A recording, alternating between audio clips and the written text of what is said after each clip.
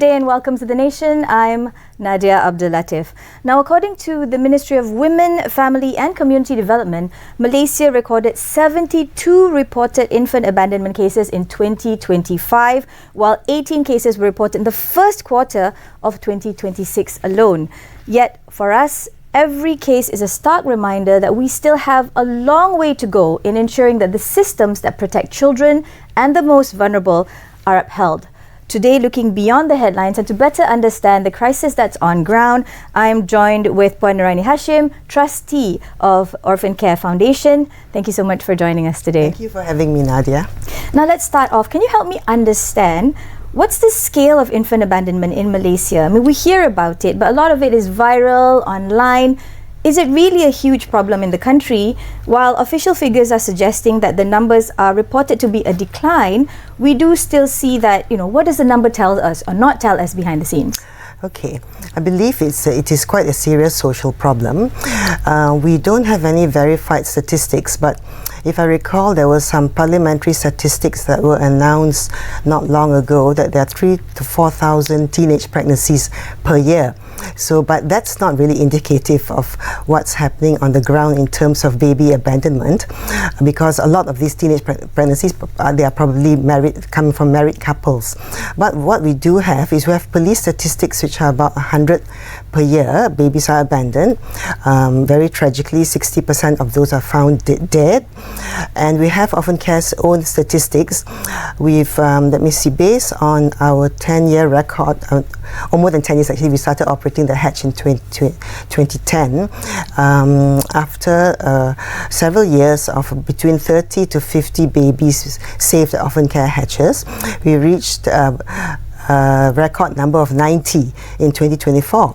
So this year alone, up to July, we've saved 55 babies. So I wouldn't say the numbers are declining. In fact, they appear to be increasing. So, but to give firm figure of how many babies are abandoned, that's not easy. I would say, based on the 100 statistics from the police and our, let's say 100 this year, at least 200. At least, yes, and these are reported cases. Help me understand this. From OrphanCare's experience on the ground, what does the issue actually look like beyond the statistics? Because you said something really important, that the numbers don't necessarily tally with the gravity of the situation. Yes. And I think a lot of that misconception of it must be teenage pregnancies, but there's a lot more at play. Help me understand. Okay. We don't believe there's actually teenage pregnancies, because most of the mothers who come to us are aged between 20 to 32. We've had a few teenagers. In fact, we had one who was 13 years old in Johor, but the majority are adults. So you can't equate teenage pregnancies with babies being abandoned. So the problem is big, I believe, because of the stigma associated with babies born out of wedlock, because the majority of babies who are brought to us are babies born out of wedlock. There were 1 or 2 cases where the mother cited poverty as a reason, but I would say the main reason is the fact that the babies are born out of wedlock. Yeah. In the lead up to this conversation today, we had the opportunity to visit the operations of OrphanCare, and mashallah, you're doing amazing work. Thank you for that. But that also kind of showed us the gravity of the situation on ground. So your center manager and your manager there was telling me about cases of women delivering babies in the behind of grabs, or it could be other situations where they feel kerana tertekan, right? Because they are in desperate need of assistance. Now, one thing that I like about what OrphanCare has said is that we often focus the issue on the moment the baby is abandoned, whereas OrphanCare and many stakeholders alike that are doing work on ground like yours are trying to change that narrative. We're talking about baby rescue instead of baby abandonment or baby dumping. We don't say the word baby dumping, okay? Now, what are the wider systemic issues that receive far less attention? And you've alluded to this earlier, whether it's access to support, is it family rejection, financial hardship? Because you said only one said, financial hardships, right? But gaps of early intervention? Sure. Well, I guess basically because it's such a stigma and it's a taboo subject. So girls who find themselves pregnant out of wedlock, very few actually go to their own families. So and then especially when the boy has made a quick exit, has disappeared, she's very much on her own. So can you imagine the emotional trauma that she is going through, and with no support system? I mean, the first thing that comes to mind is how to get rid of the problem, right? So for those, I would say, fortunate ones who know about OrphanCare, they come to us and they either leave the baby in the hatch and anonymously, so the baby is without documents and is stateless, or they come into the center and they meet us, and they're still concerned about the baby because they want to know who is going to be adopting their babies. So basically, I think there's no support system. I think the society focuses too much on punitive measures. There's no compassion. I mean, there's very little compassion. There's a lot of condemnation. Everyone focuses on punishment, and quite often the girl is punished, but no one talks about the boy. Yes. You know, it takes two to produce a baby. So yes. I mean, like boys should be made aware of their responsibilities. Yeah. And I also feel that we're failing our men, because in a lot of these gender violence or gender familial issues that we're seeing, a lot of it is either about objectifying the women or victimizing the women, and not necessarily thinking about how do we build support systems that help families to thrive, irrespective of whether they're married or not. Out of curiosity, has there been men who dropped the babies at the baby hatch, or has it always been women? No, there have been. We suspect it's a partner. I mean, it's caught on the CCTV. The baby is caught on CCTV, but we, on purpose, we don't have CCTV to catch the person, because we're trying to encourage more people to come in and not be judgmental. So they come in and drop the baby anonymously. But our staff have run out and caught a man rushing off, you know, and usually they don't catch them in time, so they run off. Yeah. So there are men who drop off the babies, and we assume they are the partners. Right. Now help me understand the root cause. Research points to the combination of factors. We're talking about family rejection, or fear, financial pressure. You've mentioned a lot about unplanned pregnancies. And we also know that not only, when we say unplanned pregnancies, we're only not talking about teenage pregnancies. There are a whole host of unplanned pregnancies everywhere in the world, right? And of course societal stigma. But in particular, in OrphanCare's experience, what are some of the circumstances that have most often brought parents to this point? And have you ever had a situation where once the caregiver or the parent or the mother has rescued the child, left the child at the baby hatch, decides, hang on, I changed my mind, I want the baby back? Oh, okay. Not so much girls who have left the babies at the hatch, but girls who have walked into us. What happens is they are counseled, they see a counsellor, and surprisingly to many people who listen to us, 30% of these mothers who are counselled, they actually see a future with their babies. So after the counselling, they actually go back with their own babies, and OrphanCare tries to help them in some way. We have one or two sponsors who help us to get better skills for the mom, or help her out financially for the first few months, and then she's on her own. So we can't do very much more than that, because obviously we have to leave her alone, but hopefully she does keep the baby with her.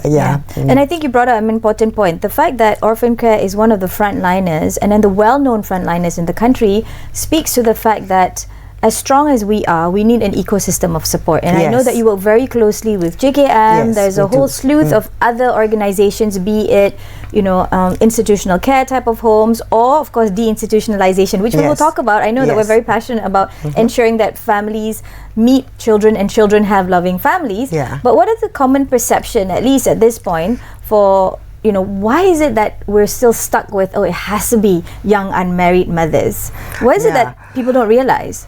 I think in countries where there are crisis centers for these women facing such pregnancies, you call them at-risk pregnancies or unplanned pregnancies, you find that they don't have a problem with babies being abandoned, because the babies are accepted. And I think in the Western world, quite often the girl's parents accept the baby and she's brought up by the family.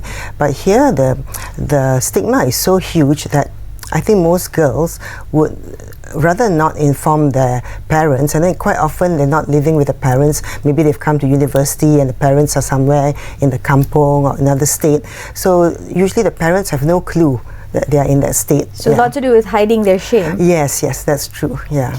Now, if a parent comes into the center or walks into your crisis center or walks into OrphanCare right now, right?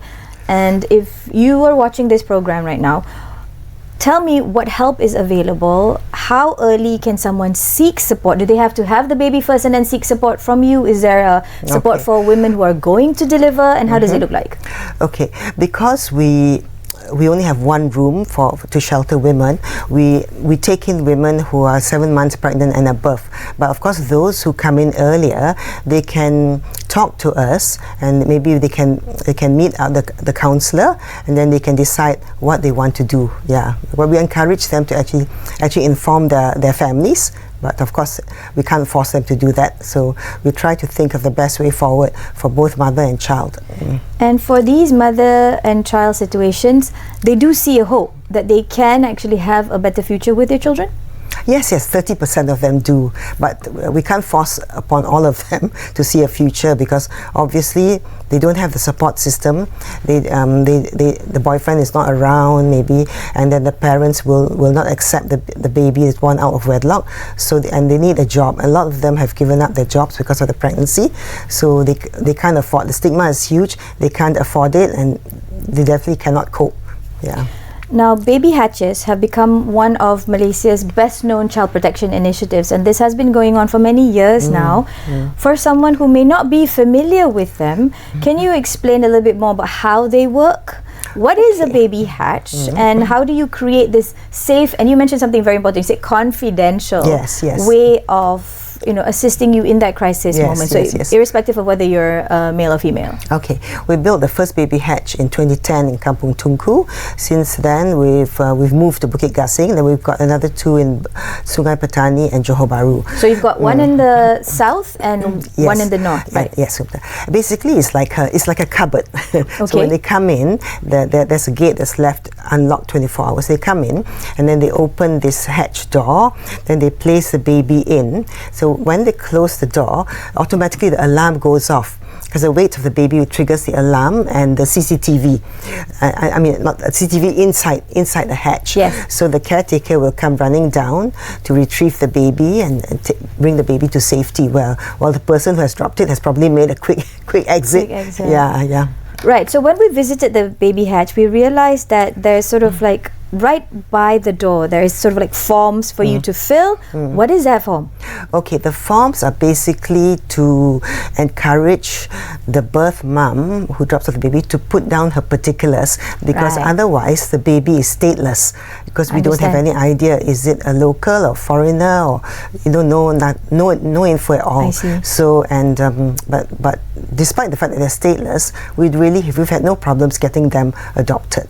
So you've got here on screen somebody explaining about how the baby hatch method works. So number one, it works for 24 hours. So there's a caretaker that actually stays in the center. So it's 24 hours. Do you see most cases happening at night or during the day?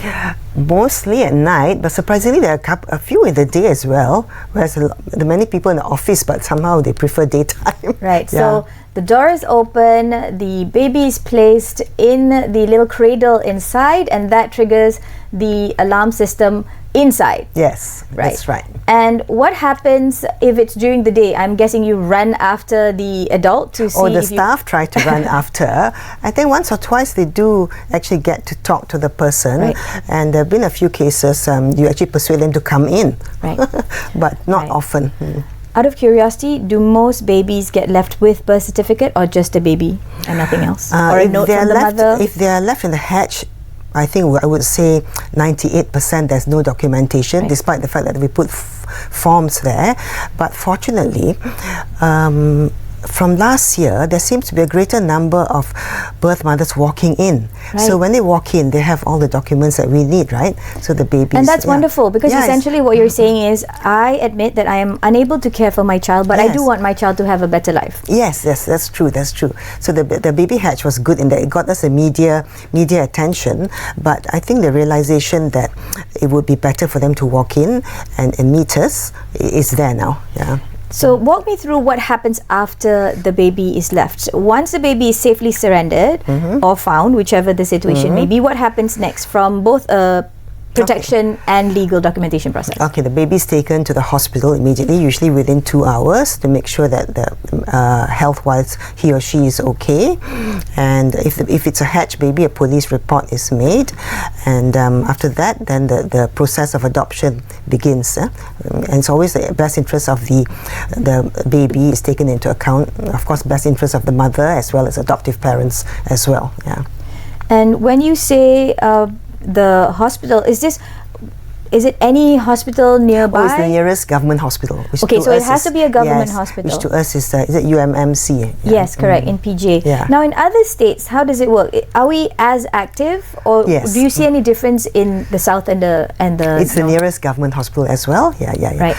And in the number of cases that you're seeing across Malaysia, do you find that maybe the state, the one in Johor, the one in actually for a long time, nothing much happened in Sungai Petani for a long time, because people from other states still seem to prefer coming to the PJ one for some reason. It could be because lack of publicity, but Johor has always, I think, been quite popular. Sungai Petani took a long time to take off, but thankfully now we do get babies. But the majority of babies are still at our PJ. I'm guessing it's also because despite the fact that we're in one country, every state also has their own sort of microculture on how they deal with issues and how different groups would actually tackle challenges of babies that are found. Yes, right? yes. That's now, right. one of the core, I think, admirable tenets of what OrphanCare is doing is how you work across different agencies. You're not only working together with the media today, of course, but you're also talking about working together with the ministry. You work together with JKM, of course, one of the core agencies for child protection here. So walk me through, how do these different agencies work together? So if I were to be someone to bring a child to you, then what are the other agencies that actually come into the picture, and how do they help each other? Basically, we work with JKM. Yeah, the hospital, JKM, and basically that's it for now. But if you're do the police get involved at all? The police only if it's a hatch baby, the police report. But if you're talking about reintegration and deinstitutionalization, which is a bit of a mouthful, we call it DI. Yes. We work with institutions, both through JKM and through private institutions, to get the children out. I want to ask you more about deinstitutionalization, but just before I go there, can you tell me, you said earlier if a parent wishes to come forward, what legal processes and safeguards are in place? Because sometimes parents don't go there for fear of punitive measures. Like if I come in and then I might get penalized, or there's also that multiple layers of assumptions of what will happen to me if I were to fess up. Okay. Often here we're never judgmental. We try to get the message across through our social media and to other forms of communication that we are not out to judge you. We're out to ensure that the baby will be in safe hands, and that the mother has also got a safe place to come to. She'll meet the counsellor. She can decide for herself, is she sure she wants to go through the adoption, or can she see a future with this baby that she can raise on her own or with her family.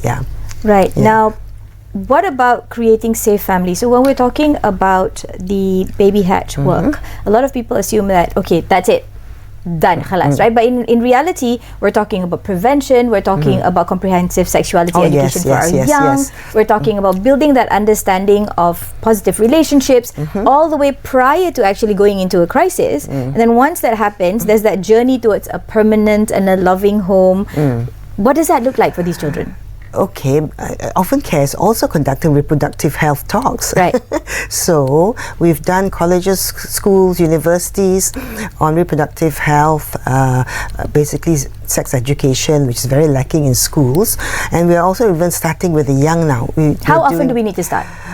Young, we're now embarking on the 7-year-old, 7 to 12-year-olds. Okay, right. It's on things like safe touch and self-respect and safe boundaries, basic stuff like that. So I think there is a strong need for such courses, or whatever you call it, talks or courses, workshops, and I believe that other NGOs are also doing it. Yeah, but because our reach isn't that great because we are not a big NGO, but we do try our best. Yeah. Oh, you definitely do. And I know that across the ecosystem in Malaysia, we've got the likes of YCK and Childline and Befrienders and Miasa, so many different sort of NGOs and CSOs that are working together in this space in one way or another, be it in trying to help people understand about positive relationships. You mentioned safe touch, bad touch is an extremely important point. And it's interesting to see that you're starting at 7, so you're starting really young. Is this sort of like a build-up? So it starts with the basic safety of the self, and then we started with older kids. I think like college kids, like maybe 16, 17, but we kept hearing, I think, requests from parents and from other people out there that we should be targeting younger kids. So we've worked actually very closely with the LPPK and the Family Planning Board to train our staff and our volunteers to conduct these talks. Who or where does your staff and volunteers come from? Okay, the staff obviously is the OrphanCare staff, right? And the volunteers, we've got a few volunteers, but it's not always easy relying on volunteers because usually they have a full-time job and you can't just call up and say that, oh, can you please come and help do this talk or facilitate this talk? But we do have a short list of volunteers. Wonderful. So this morning, ahead of the program today, I had the opportunity to speak to Padma Zachariah, who is a mother of Sean and also an amazing child advocate who was adopted when he was a toddler. And my question to her was, reflecting on your own journey as a mother and in your family's journey of raising a child who was adopted, what was some of the advice that you would give to new parents considering adoption, and what are the things that are a must know to ensure that you are going to be able to create a family that is loving for your child? And this is what she has to say. Okay. For me, adoption must be something you really think through together. Both parents need to be 100% committed because you are equal partners when raising the child. Follow the proper legal process, even when it feels long or frustrating. And remember, you cannot erase a child's past. We always spoke openly about adoption with Sean. As he grew, the conversations grew with him. We never hid the truth or judged his bio mother. Most importantly, build your village. Family, social workers, friends, other experienced parents. You don't have to do this alone.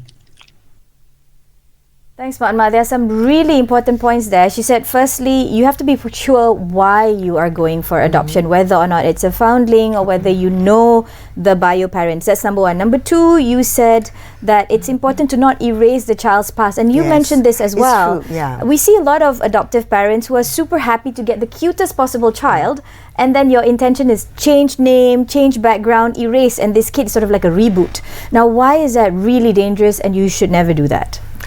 Okay, we always tell our adoptive parents that as soon as the child is able to understand, the child should be told that he or she is adopted. Because if you don't, then one day they'll find out. What age is this? What age is this? As soon as they're able to understand. I think so. We leave it to the parents. Could be like 4 years old. Right. I don't know, maybe even younger, but I would think around 4 they'll be able to understand. And I think this avoids like complications. Like later, if the child hears something in school, then they'll be very upset, traumatized. In fact, that they were never told. Yeah. Agree. Now, Puan, tell me about what OrphanCare does. Where can people get more information about OrphanCare? I know you have a hotline, I know you have a location, so we're going to show this on screen, but can you tell me more about what OrphanCare does? You did say all the different things, including DI, so let's talk about that. Yes. Okay, OrphanCare has been advocating for family-based care for a very long time. In fact, when we were established in 2008, we were launched in 2009. At that time, the focus on 2010 was on the hatch, but we were already have been planning to do more on family-based care, which is basically to get the children out of institutions and into loving families to ensure that they have a good chance at life.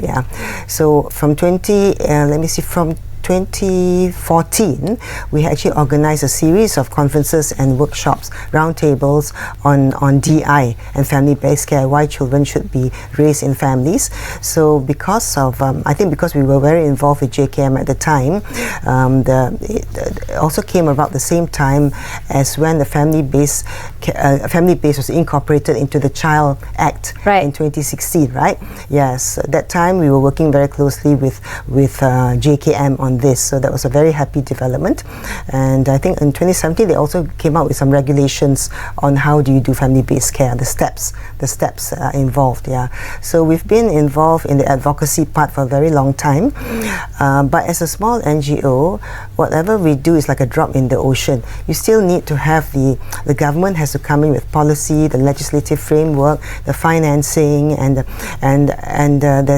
has to be a change in the national mindset. The community of people out there have to realize that it is not institutions are not the best place to put a child. Yes. Every child deserves to be brought up within the care and love of a family. So I think we've done quite a bit on that, but it's still a bit of an uphill struggle, because to get parents to adopt older children is not easy. Everybody wants a cute newborn baby. Very few people are willing to take in older kids. Yeah, so older kid adoption we've done so far only 32. Yeah, so it's not been easy. Yeah. Puan, if there was one message that you could give Malaysians to take away today from this conversation, just one sentence, what would that be? Oh, I would say that we pride ourselves on being a caring society, but are we really? Wow. Yes, definitely. Yes, it should never be about punishment and condemnation. There should be compassion, and there's always forgiveness, right? You may have done something wrong, but you can make something good out of it, and the baby should never suffer. The baby should never suffer, and we should always look at the best interest of the child. We say we're a caring society, so let's walk the talk. Thank you so much for your insights. Yes, thank you very much. Protecting children is not just the responsibility of one organization, one person, one family. It is a collective responsibility for all. It's a shared commitment that begins with compassion. It's a shared commitment that believes that a strengthened and responsive system should be measured not about how well we protect the best among us, but also the most vulnerable right from the very beginning. Now, if you're going through some tough times and you're unsure whether you're going to be able to care for that little loved one, please know that you're not alone. There are helplines that are available. People are here to assist. And if you're interested to know more about what the system is doing, look at orphancare.foundation on their IG, as well as all of the other great CSOs and NGOs are doing amazing work in Malaysia. For more in-depth discussions on issues that matter, join us on The Nation at Bernama TV. I'm NADIAH, LATIF. Stay safe and be kind.